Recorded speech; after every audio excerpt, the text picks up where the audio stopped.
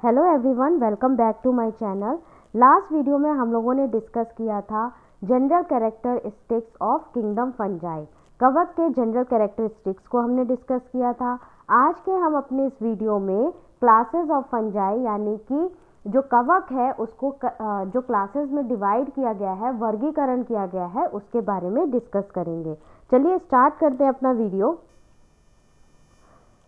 जो kingdom fungi है उसको अलग अलग क्लासेस में डिवाइड किया गया है, क्लासीफाई किया गया है। क्लासेस हैं फाइकोमाइसिटीज, एस्कोमाइसिटीज, वेसिडियोमाइसिटीज और ड्यूटेरोमाइसिटीज। इन चार क्लासेस में किंगडम फंजाई यानी कवक को डिवाइड किया गया है। अब सवाल ये है कि ये जो किंगडम फंजाई है, कवक है, इसको चार क्लासेस में जो डिवाइड किया गया है उसका कारण क्या है, क्यों डिवाइड किया गया? तो सबसे पहला जो कारण है वो है इसका मॉर्फोलॉजी ऑफ माइसीलियम, यानी कि अलग अलग फंजाई में जो माइसीलियम प्रेजेंट होते हैं वो किस तरह के प्रेजेंट हैं, कि उनके अंदर आपको सेप्टेट माइसीलियम मिल रहा है या असेप्टेट, यानी सेप्टेट मतलब बटा हुआ, जिसमें हर एक न्यूक्लियस एक दीवार से सेपरेट होगा, अलग होगा, इस तरीके का माइसीलियम प्रेजेंट है, या बिना दीवार वाला, बिना किसी न्यूक्लियस को अलग करने वाली वॉल के बिना वाला माइसीलियम प्रेजेंट है। ठीक है, तो ये जो बात हो गई, ये हो गई माइसीलियम की। दूसरा जो कारण है कवक को डिवाइड करने का वो है स्पोर फॉर्मेशन, यानी किस तरीके के स्पोर की फॉर्मेशन होती है, ये एक दूसरा कारण है फंजाई के क्लासिफिकेशन का। तीसरा जो आ गया कारण वो है फ्रूटिंग बॉडीज। आपको बताया था जब जनरल कैरेक्टरिस्टिक्स पढ़ाई थी फंजाई की, तब आपको बताया था कि फंजाई के अंदर कुछ फ्रूटिंग बॉडीज बनती हैं जो कि नए फंजाई बनाती हैं। तो यही फ्रूटिंग बॉडीज जो है वो तीसरा कारण है कवक को अलग अलग क्लासेस में डिवाइड करने का। तो अब हमें पता चल गया कि कवक यानी कि फंजाई जो है वो चार क्लासेस में डिवाइड होती है। पहली है फाइकोमाइसिटीज, दूसरी एस्कोमाइसिटीज, तीसरी वेसिडियोमाइसिटीज और चौथी ड्यूटेरोमाइसिटीज। अब इनके रीजंस क्या हैं, किस कारण से डिवाइड होती हैं? तो पहली माइसीलियम रीजन है, दूसरा स्पोर फॉर्मेशन और तीसरा फ्रूटिंग बॉडीज। नेक्स्ट देखते हैं, अब हम इन सारी क्लासेस को वन बाय वन डिस्कस करेंगे। फाइकोमाइसिटीज को डिस्कस करते हैं। फाइकोमाइसिटीज में जितने भी मेंबर पाए जाते हैं, इस क्लास के मेंबर्स जो है वो ज़्यादातर एक्वेटिक हैबिटेट्स के होते हैं, यानी कि पानी में पाए जाते हैं। दूसरा कहाँ पाए जाते हैं? डिकेइंग वुड, सड़ी हुई लकड़ी पर पाए जाते हैं, या फिर मॉइस्ट एंड डैम्प प्लेसेस, जो आपकी थोड़ी गीली मिट्टी वाली जगह होती है वहाँ पर पाए जाते हैं। इनके अलावा जो पैरासाइट्स पाए जाते हैं ये प्लांट्स में भी रहते हैं एज अ पैरासाइट, परजीवी की तरह पेड़ों पर भी पाए जाते हैं। तो फाइकोमाइसिटीज की एक पहली कैरेक्टरिस्टिक ये हो गई। दूसरी कैरेक्टरिस्टिक माइसीलियम की है कि इनमें माइसीलियम किस तरीके का पाया जाता है। तो इनमें माइसीलियम जो है वो असेप्टेट पाया जाता है। आप यहाँ पर देखिए, जैसे ये आपका कोई फंजाई है, अब इस फंजाई में थोड़ी थोड़ी डिस्टेंस पे न्यूक्लियस प्रेजेंट है।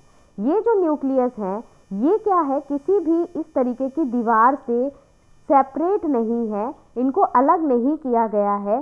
कैसे हैं? असेप्टेट हैं। तो कैसे हैं ये? असेप्टेट हैं।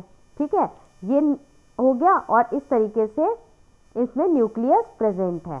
सिंपल। तो इस तरीके का माइसीलियम किस में पाया जाता है? फाइकोमाइसिटीज में पाया जाता है।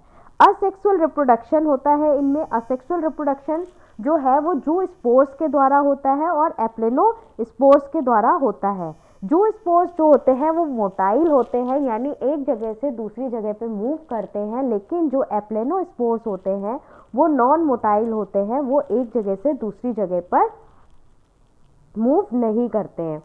तो ये हो गया फाइकोमाइसिटीज के बारे में। इसके एग्जाम्पल की बात करें, इसके एग्जाम्पल्स में आपका एग्जाम्पल पहला है म्यूकर, म्यूकर एग्जाम्पल है। दूसरा है राइजोपस, राइजोपस को आपने ब्रेड मोल्ड के ऊपर देखा होगा, तो उस ब्रेड मोल्ड के ऊपर जो फंगस ग्रो हो जाती है उसको क्या है, वो राइजोपस होती है। दूसरा है एल्ब्यूगो, एल्ब्यूगो से बहुत इंपॉर्टेंट क्वेश्चन आता है, अगर कोई प्लांट पैरासाइट फंजाई पूछी जाती है तो वो उसका एग्जाम्पल एल्ब्यूगो आता है। और ये एल्ब्यूगो जो है ये आपसे पूछने वाला प्रश्न है कि कौन से प्लांट पे रहता है। तो ये कौन से प्लांट पे रहता है? मस्टर्ड लीफ पर रहता है, सरसों की पत्तियों पर एज अ पैरासाइट रहता है। तो फाइकोमाइसिटीज के आपके 3 एग्जाम्पल्स हैं, म्यूकर, राइजोपस और एल्ब्यूगो। नेक्स्ट देखते हैं एस्कोमाइसिटीज। एस्कोमाइसिटीज को सैक फंजाई भी कहा जाता है। अगर एस्कोमाइसिटीज की जगह सैक एंजाइम लिखा हुआ आ जाता है तो आप कंफ्यूज नहीं होंगे, एस्कोमाइसिटीज को सैक फंजाई भी कहा जाता है। एस्कोमाइसिटीज जो होते हैं वो मोस्टली मल्टी सेलुलर होते हैं। कैसे होते हैं? मल्टी सेलुलर होते हैं, बहुकोशिकीय होते हैं, और कुछ ही ऐसे होते हैं जो यूनिसेलुलर यानी कि एक कोशिकीय होते हैं। मल्टी सेलुलर की अगर बात करें तो मल्टी सेलुलर का एग्जाम्पल क्या हो जाता है? पेनिसिलियम। मल्टी सेलुलर का एग्जाम्पल हो गया पेनिसिलियम। और यूनिसेलुलर की अगर बात करें, एक कोशिकीय फंजाई की बात करें, तो वो इसका एग्जाम्पल आ जाएगा ईस्ट। तो ये दोनों बातें आप याद रखेंगे। उसके बाद इनके न्यूट्रिशन की बात करते हैं कि न्यूट्रिशन कैसा होता है। न्यूट्रिशन इनका कैसा होता है? सेप्रोफिटिक होता है, डिकम्पोजर्स होते हैं ये, और पैरासिटिक या फिर कॉर्प्रोफिलस होते हैं। सेप्रोफिटिक मतलब क्या हो गया? ये एक क्या करते हैं? दूसरे परजीवी से अपना खाना लेते हैं, दूसरे ऑर्गेनिज्म से अपना खाना लेते हैं। समझ में आ गया? डिकम्पोजर्स होते हैं, यानी कि कोई भी चीज़ होगी सड़ी गली उसके ऊपर भी ग्रो कर जाएंगे और वहाँ से अपना न्यूट्रिशन लेंगे। पैरासिटिक क्या होगा? किसी दूसरे ऑर्गेनिज्म को नुकसान किए बिना उससे अपना न्यूट्रिशन लेते हैं, उस पर रहते हैं, तो उसको क्या बोलेंगे? पैरासिटिक टाइप ऑफ न्यूट्रिशन बोलेंगे। अब नेक्स्ट जो है वो है कॉप्रोफिलस न्यूट्रिशन। कॉप्रोफिलस न्यूट्रिशन क्या होता है? जो डंग होता है, यानी कि जो गोबर होता है जानवरों का, उसके ऊपर भी फंगस ग्रो कर जाती है, और इस तरीके के ग्रोइंग ऑन डंग, यानी डंग के ऊपर जो फंगस ग्रो कर जाएगी उसको क्या बोलेंगे? कॉप्रोफिलस बोलेंगे। अब बात करते हैं इनके माइसीलियम की। माइसीलियम जो होता है वो ब्रांच्ड होता है और सेप्टेट होता है। मतलब ये आपका माइसीलियम है, इसका हर एक न्यूक्लियस जो है वो एक वॉल से सेपरेट होगा और कैसा होगा? ब्रांच्ड होगा, इनमें ब्रांच होगी। तो इस तरह के माइसीलियम को कैसे माइसीलियम पाए जाते हैं? एस्कोमाइसिटीज में सेप्टेट और कैसे पाए जाते हैं? ब्रांच्ड होते हैं। तो ये बात हो गई माइसीलियम की। नेक्स्ट पॉइंट हम देखते हैं इसका असेक्सुअल का। असेक्सुअल रिप्रोडक्शन कैसे होता है? असेक्सुअल इसमें रिप्रोडक्शन जो होता है वो स्पोर्स के द्वारा होता है, जिसमें कि कोनिडिया का फॉर्मेशन हो जाता है। और असेक्सुअल स्पोर्स में क्या होता है? कोनिडिया का फॉर्मेशन होता है। तो कोनिडिया क्या होते हैं? जब भी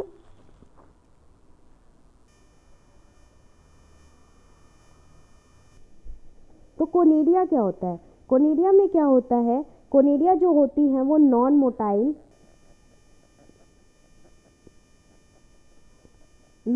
यानी कि एक जगह से दूसरी जगह मूव ना करने वाले एक्सोजीनस स्पोर्स होते हैं। और ये कहाँ डेवलप होते हैं? ये जो होते हैं फंजाई की हाइफी के टिप पर डेवलप होते हैं। तो इस तरीके के जैसे आपको मैं डायग्राम के थ्रू समझाने की कोशिश करती हूँ। मानिए ये एक फंजाई है, ये इस तरीके से ना, और इसके टिप पे स्पोर्स की जो फॉर्मेशन हो रही है, इसी को क्या कहेंगे? एक्सोस्पोर्स की जो फॉर्मेशन हो रही है इसे कोनिडिया की फॉर्मेशन कहते हैं। इसको जो है वो कोनिडिया कहते हैं। इस तरीके के जो कॉन्स्ट्रिक्शन टिप्स होती हैं, हाइफी जो होती है फंजाई पे, उससे जो कॉन्स्ट्रिक्शन टिप्स बन जाती हैं, इसको क्या बोलते हैं? कोनिडिया बोलते हैं। और इस तरीके का एग्जाम्पल किसमें पाया जाता है? ये जो एग्जाम्पल है कोनिडिया की फॉर्मेशन जो होती है वो पेनिसिलियम में,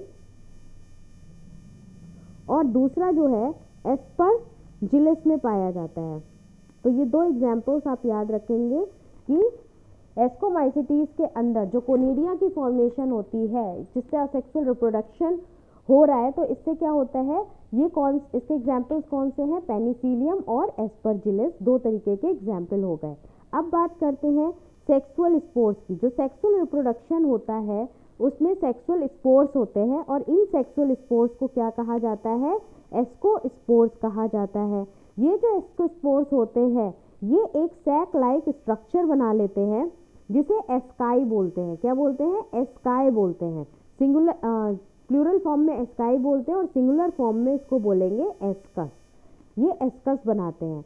यही एस्काई जो होती हैं ये अरेंज होती हैं डिफरेंट तरीके की फ्रूटिंग बॉडीज में और इन फ्रूटिंग बॉडीज को क्या बोलते हैं, एस्कोकार्प बोलते हैं।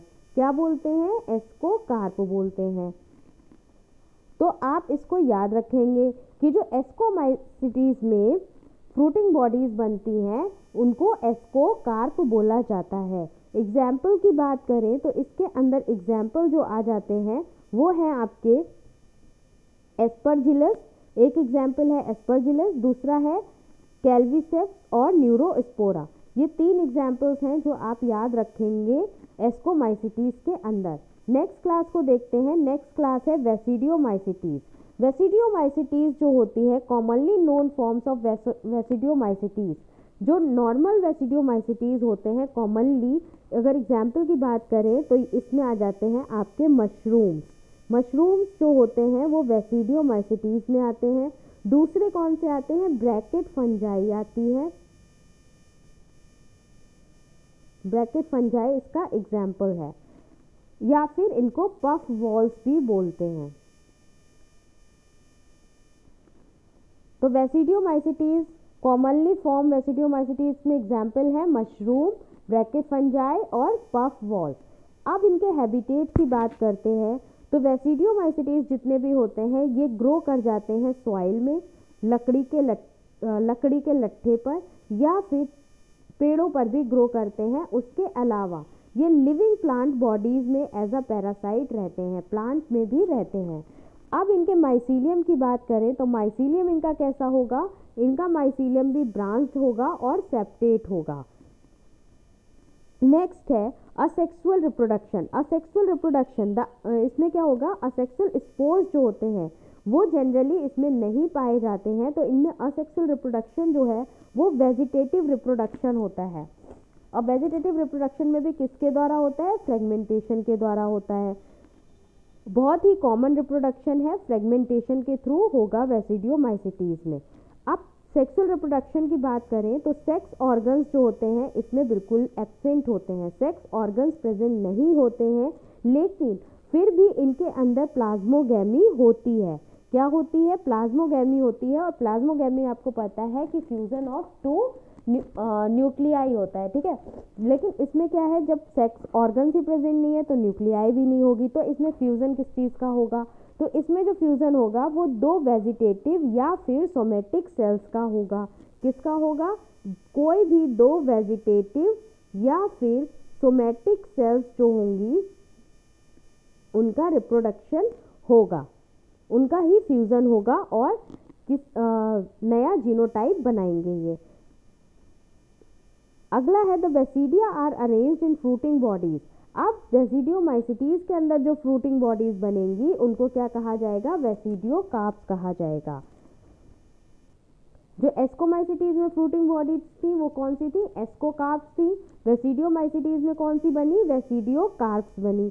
एग्जाम्पल की बात करें तो एग्जाम्पल है इसका एग्रिकस, उस्टेल्गो और पक्सीनिया है। तो एग्रिकस जो है that is called common mushroom, mushroom को ही एग्रिकस कहते हैं। इसके बाद आपका आ जाता है पक्सीनिया। पक्सीनिया जो होती है वो रस्ट फंगस है। कैसी फंगस है, रस्ट फंगस होती है ये। अगला देखते हैं ड्यूटेरोमाइसिटीज। ड्यूटेरोमाइसिटीज क्या है, ड्यूटेरोमाइसिटीज को इनपरफेक्ट फंजाई कहते हैं। क्या कहते हैं, इनपरफेक्ट फंजाई कहते हैं। और क्यों कहा जाता है इनको इनपरफेक्ट फंजाई, क्योंकि इनमें केवल असेक्सुअल या वेजिटेटिव फेज ही होती है, ठीक है। सेक्सुअल रिप्रोडक्शन इनमें नहीं होता है, असेक्सुअल रिप्रोडक्शन होता है। और असेक्सुअल रिप्रोडक्शन भी किसके द्वारा होता है, वो वेजिटेटिव फेज के द्वारा ही होता है। When the sexual forms of these fungi were discovered, they were moved into classes they rightly belong to. अब नेक्स्ट पॉइंट है इसका, they can reproduce only by asexual spores known as conidia. ये वाले जो ड्यूटेरोमाइसिटीज के members हैं ये केवल असेक्सुअल स्पोर से ही रिप्रोड्यूस हो सकते हैं। और कौन से मेथड से होंगे? फॉर्मेशन ऑफ कोनिडिया से होंगे, और भी कोई दूसरा मेथड नहीं होगा। माइसीलियम की बात करें तो माइसीलियम इसका सेप्टेट होगा, ब्रांच होगा। कुछ मेंबर्स जो होंगे ड्यूटेरोमाइसिटीज के वो सेप्रोफाइट होंगे या पैरासिटिक होंगे, जबकि लार्ज नंबर जो होते हैं इनमें वो क्या होते हैं? Composers of litre and help in mineral cycle. Liquid के ऊपर ही ग्रो करते हैं और मिनरल साइकिल में हेल्प करते हैं। अगर क्वेश्चन आता है कि कौन सी फंजाई क्लास के मेंबर मिनरल साइकिल में हेल्प करते हैं तो ड्यूटेरोमाइसिटीज के मेंबर्स करते हैं। एग्जाम्पल की बात करें तो एग्जाम्पल है इसका अल्टरनेरिया, कलेक्टोट्राइकम और ट्राइकोडर्मा। ये 3 इसके एग्जाम्पल्स हैं, इनको आप याद रखिएगा, एग्जाम्पल्स बहुत इंपॉर्टेंट हैं। तो ये थी हमारी फंजाई की क्लासेस। अगर आपको मेरा ये वीडियो पसंद आया हो तो प्लीज़ बने रहिए मेरे चैनल के साथ, और जो नए सब्सक्राइबर्स हैं प्लीज़ मेरे चैनल को लाइक करें, शेयर करें और सब्सक्राइब करें।